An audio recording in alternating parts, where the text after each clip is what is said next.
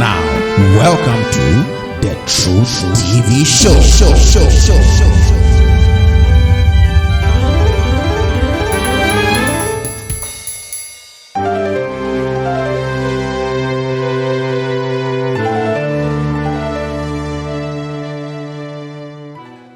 Good morning, good afternoon, good evening, depending on the time that you may be watching this video. Welcome to the Truth TV Show on Trembit Online TV. My name is Maxwell Obing. Just in case you are wondering how this video fits in the other videos that we had uploaded, which were more related to apologetics, do not fret, I'll do you the honors. If you were following the commercial that we put across concerning the Truth TV Show, you will realize that we indicated in that commercial that this program is going to be all encompassing and we are going to address various issues. And this segment is no different from that. On this particular segment, we are actually going to delve into a very topical issue which is of concern to many Ghanaian youth and of course the youth around the world. So the topic of discussion actually is going to be on the unemployment challenge in Ghana, causes, impact, and the way forward. Now, before I introduce my panelists to help me with this deliberation, I would like to hasten to add that this program presents the truth, nothing but the truth. In view of that, it is underlined by certain ethical and philosophical, paradigms, which has to do with absolutism and also evidence and proofs. It also has to do with objectivity and truthfulness. It has to do with respect. So over here on the Truth TV Show, we ensure that you receive the truth, nothing but the truth. So if you are someone who can't handle the truth, then this show isn't for you. But if you can actually handle the truth, then this is the show for you. So the Truth TV Show, evidence is the rule of the game. The Truth TV Show, nothing but the truth. The Truth TV Show, the knowledge that makes you free. So if you haven't yet subscribed, make sure you subscribe and then hit the notification bell so you can receive all the videos that we upload. Now, to my right is Mr. Gideon Emisa, who is the CEO of Institute of Chartered Economists Ghana, ISEC. And then to my left is Polymath Godfrey Asamoah, who is the CEO of Trembit Consult. Now, I would like to find out from Polymath Godfrey Asamoah some few questions. The issue about unemployment has been a very topical issue that present and past governments have been struggling to deal with. And it is very, very imperative that we discuss this issue dispassionately, devoid of any political affiliations, so we can help the youth. I'd like to find out from you, sir, what actually is unemployment? Okay, thank you very much, Maxwell. And I want to start by saying that there are three key phrases that pop up whenever you want to talk about the subject of unemployment. Since 1954, this concept of unemployment has been revised, but the standard criteria for identifying and defining it has remained constant. These are the three criteria. A person is considered to be unemployed if he or she, during a reference period, simultaneously satisfy these three conditions. The first one is that they are without work. The second one is that they are currently available for work. And the third one is that they are seeking work. Now, there are two definitions that I want to give. The first definition is from the World Book of Encyclopedia, 1974, page 13. It defines unemployment simply as the state of a person who wants work but does not have a job. That's the first definition. The second definition is given by the International Labour Organization, ILO. It defines unemployment as the numbers of the economically active population who are without work but are available for and seeking work, and that includes those who have even lost their jobs and those who have voluntarily left work.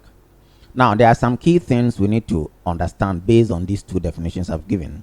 The first one is that, according to these definitions, people who are not seeking work because of age, illness, mental or physical handicap cannot be described as unemployed. That's very important.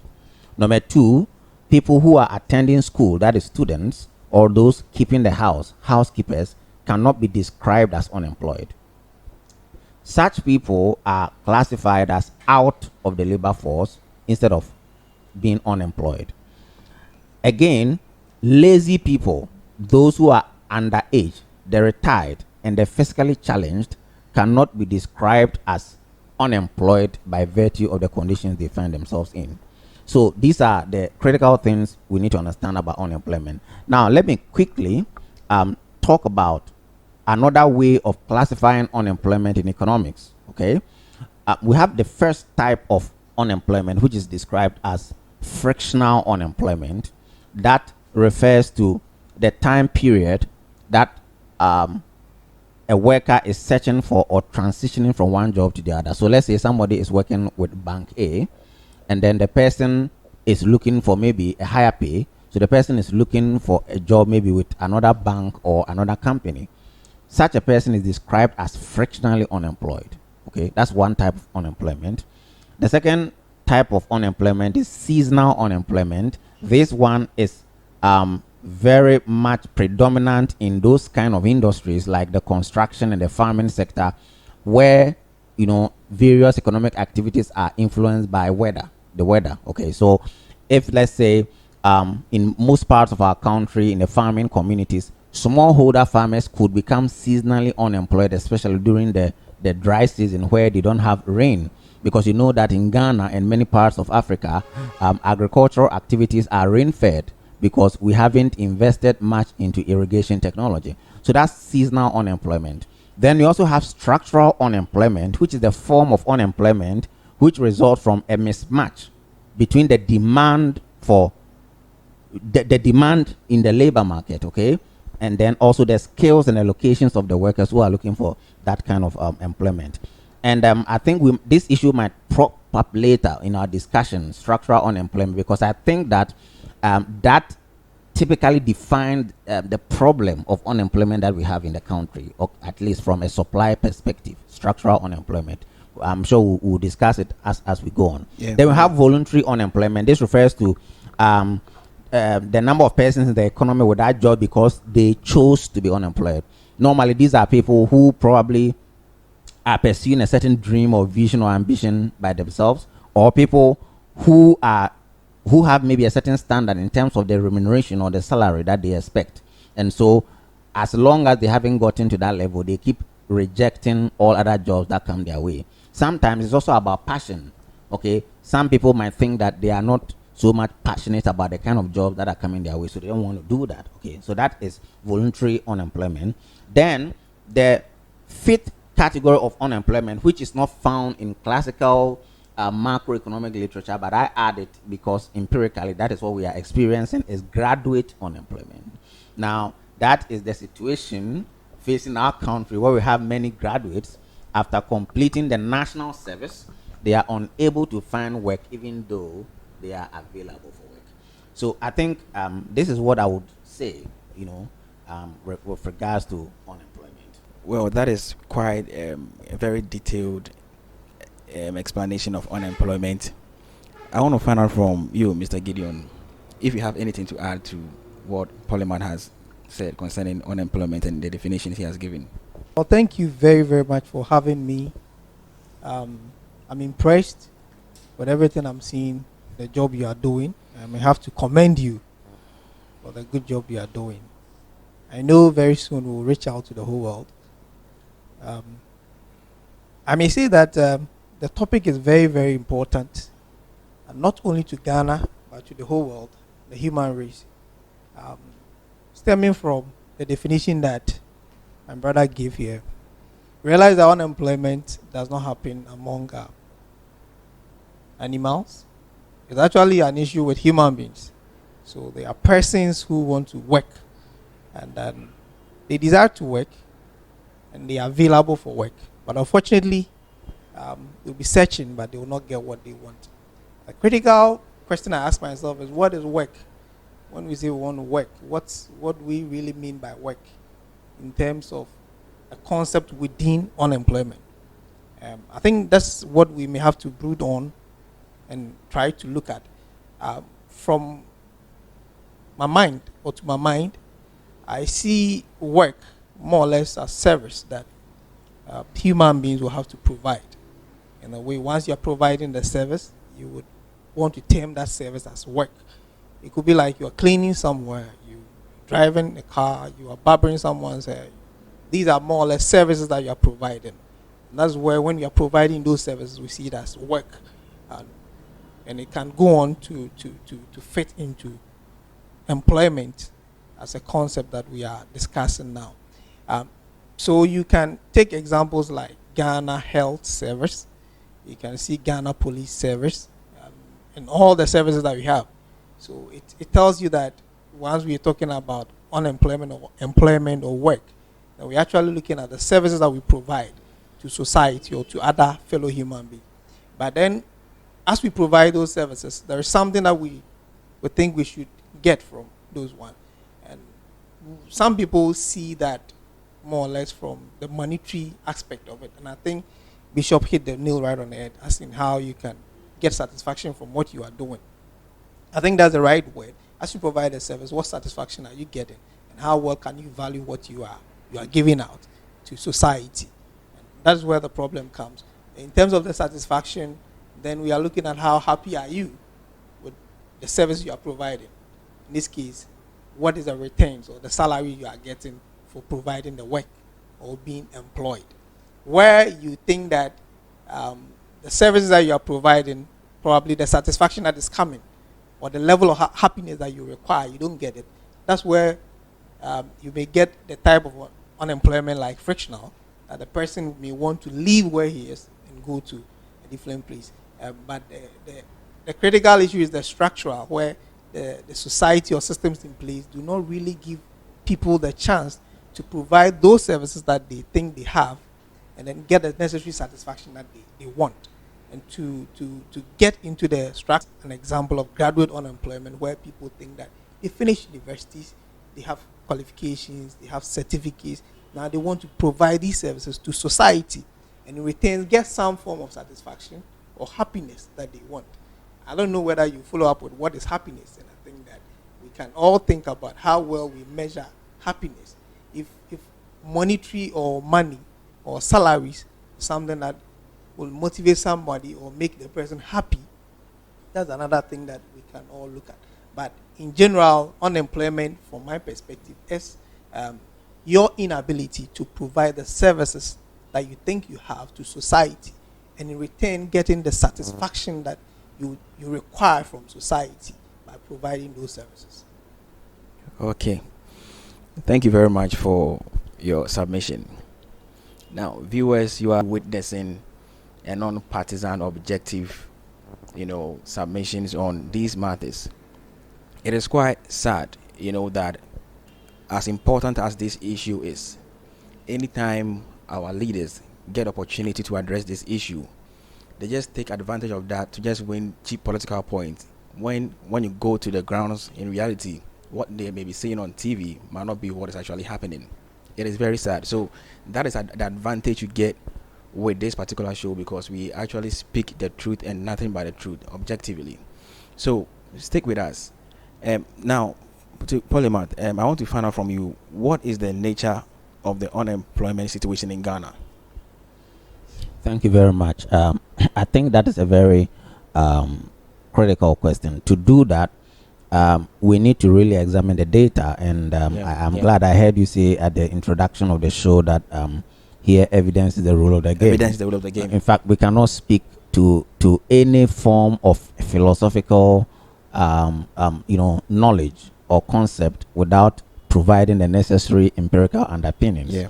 So we need to really examine the data, but we will try to make it simple, for those who are not so much abreast with statistics. Okay, so first, let's look at the pattern and distribution of unemployment in Ghana. Okay. the pattern and distribution of unemployment in Ghana. As you can see on the screen, there's a table there which describes unemployment rates distributed by age, sex, and location from 1960 to 2010. Okay, so we try to break this down a bit using some charts so that our viewers can really appreciate the dynamics of what is going on. So let's look at figure 1. If you can see it on your screen, figure 1 describes the general unemployment trend in Ghana from 1960 to 2013. These figures are not a continuous time series. Okay, you can see that they are disjointed. I wouldn't want to comment about that, but it only tells you that these data were available only when the country conducted major censuses. So in between them, we don't have any data. How sad it is. Okay, but that's another issue. But if you can look at the data, you can see that generally from 1960 to 1970, it's basically the same. The unemployment rate was 6%. Okay, and then it went down to about 2.8% in 1984, and then it increased nearly about 5 times in 2000. And you might be seeing this trend. You will have to account for why the year 2000 is associated with very high proportions of unemployment. As we go on, you will see this trend, and then from 2000 it reduces slightly from 10.4 to 5.8, and then in 2013 it decreases marginally, okay, from 5.8 to 5.2. Now, okay, let's break it down. Figure 2, you can see the unemployment distribution among youths and adults. Now, if you look at that chart carefully, it is obvious that the unemployment rate is highest among the youth than the adults. You can see that from the chart. Okay, now let me say that in Ghana, the youth are those who fall within the age bracket of 15 and 24 years. 25 years and above, they are described as adults. So if you can see it from the chart, okay, let me go back. Okay, so you can see this chart. This represents unemployment rate among the youth. Okay, in 1960 it was as high as 14.4%. Look at that for adults, just 3. So it means that in 1960, this is just nearly about 4 times. This is about 4 times of this. That means that in 1960, if you met one adult who was unemployed in town and you move further in town, you would meet 3 youth people who were unemployed, or 4 of them who were unemployed. That's what the statistics means. Now, in 1970, it increased for the youth from 14.4 to 17.8. That of the adults decreased from 3 to 2.2. Okay, you can see that. And then 1984, this is misleading. It wasn't 0, but there was no data. How sad it is. So this is misleading. We can't really comment about 1984. But you see that in 2000, again, look at that. The unemployment rate had increased to 16.7% for the youth, and then 8.6% for adults. And then this decreased slightly to 12.9% in 2010, and then marginally to 10.9% in 2013. So you can see that the most vulnerable group of people when it comes to unemployment in our country from 1960 to 2013 are the youth. That is to say, those who are within the age brackets of 15 and 24 years. Okay, now you can also let's look at this one, unemployment distribution by gender. We don't really see any clear-cut pattern, except that we see some slight form of gender bias from 2000 to 2013. It seems to me that more females are unemployed than males, and we have to probe into that. Why more females should be unemployed than males? Okay, that's what we see. So there's some form of gender bias when it comes to employment in Ghana. It actually means that the formal sector employs more males than females. Okay, so we have to look at that. Then look at this one also, unemployment distribution by location. You can see clearly that the trend shows that unemployment is highest in the urban centers than in the rural centers. Okay, we could account for this. It might be partly related to rural urban migration, people living, various villages across the country and coming to the major cities, Accra, Kumasi, etc., looking for jobs which are probably non-existent. Okay, so that could account for that kind of trend. Okay, so I'll end with this figure 5, unemployment distribution by level of educational attainment. This one is just for the years 2008 and 2013. If you look at this is a very interesting chart with a lot of things we need to really consider. This chart shows that in 2008 and indeed in 2013, the lowest unemployment rates are found amongst those with no education. They record the lowest unemployment rates. Then you will see that those with basic education record slightly higher unemployment rates than those with no education. And then it is sad to say that the highest unemployment rate is found among those with secondary education. You can see that in 2008, we have 8.2% of people with secondary education are unemployed, and then it reduces slightly to 6.6 in 2013. And then you can see this group of people, the graduates, they follow the secondary school people. In 2008, we have 5.0% of graduates who left the universities and the polytechnics and other tertiary institutions are unemployed. And then by 2013, it increases by about 1% margin up to 6.0. So clearly we can see that when it comes to unemployment distribution by the level of educational attainment, the most vulnerable are secondary school students and then tertiary students. That is to say, university graduates, those coming from the technical universities, those coming from maybe the nursing and the training colleges and the teacher training colleges, etc. So this is actually the nature and the state of unemployment in the country. Thank you. Well. Viewers, you heard it for yourself. This is not just a statement, but it's a statement backed by evidence. Like we promised you on this show, every statement has to be substantiated with either evidence or proof. And you heard it for yourself. I want to find out from you, Mr. Gideon, what is the nature of unemployment situation in Ghana based on the statistics that he has given? Well, thank you. I think the figures speak for themselves. You can see from what my friend here did, and then the charts that he's shown. I think that one challenge that we've had as a nation is actually with how to measure unemployment, and then the institutional framework that has to deal with it, and how well have we empowered that institution to do that. You can see that we have Ministry of Employment and Labor Relations, and then we have the Labor Office, National Labor Office, as well as the National Labor Commission. The institution that's actually in charge of measuring unemployment is the Labor Office, and the Chief Labor Officer is supposed to do that. Unfortunately, that department or agency is not well equipped to do that. So if you finish school or you complete school, you are supposed to, if you are looking for a job, in terms of if you're unemployed, you have to submit your particulars to the institution.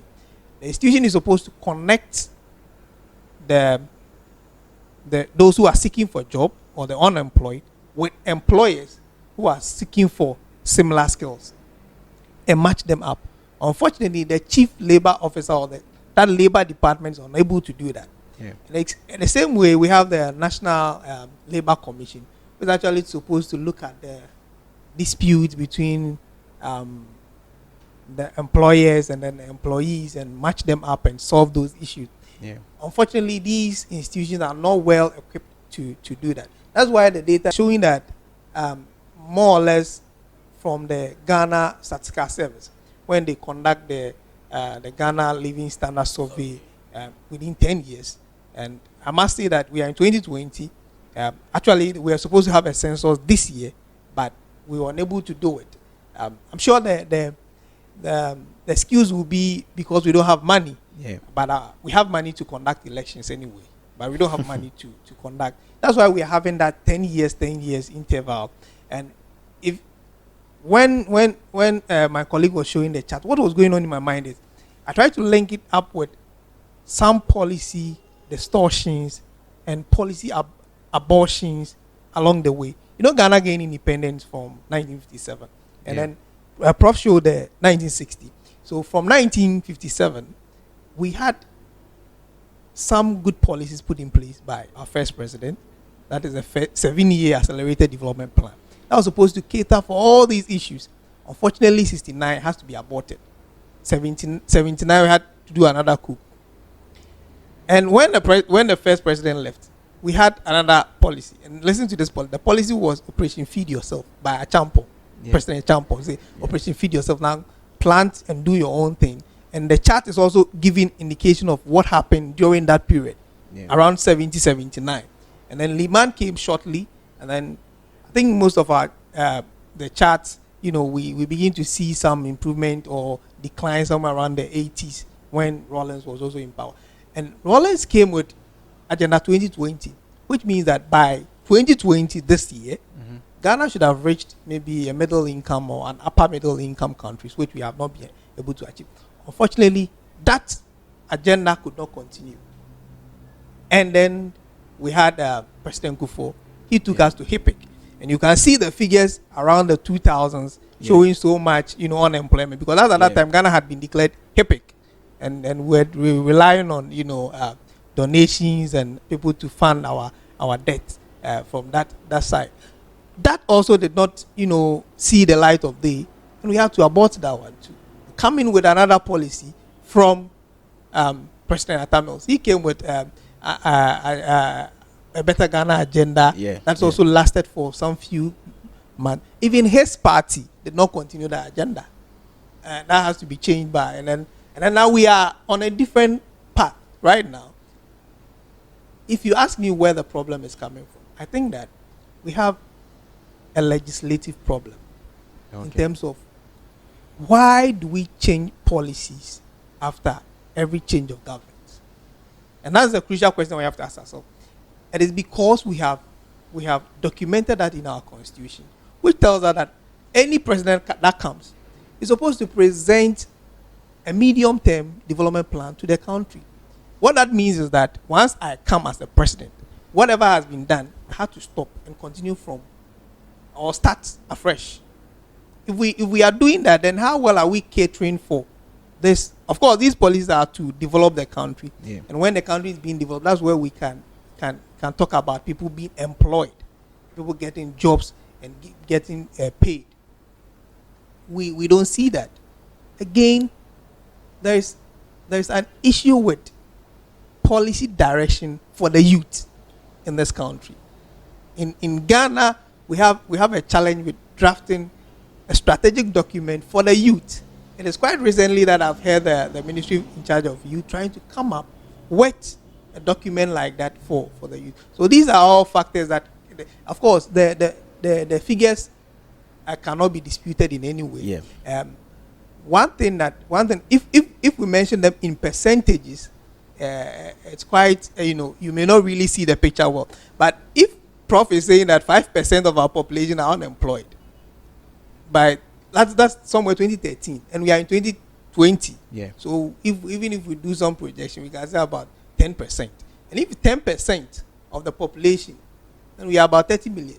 10% is how many people? It's about 3 million. If we give the benefit of the doubt to 5%, that's about 1.5 million people unemployed.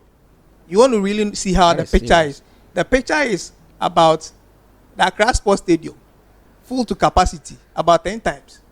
All those people are not working. They are unemployed. I think that, for me, that is the nature of unemployment situation in Ghana. Well, thank you very much, Mr. Gideon, for your submission.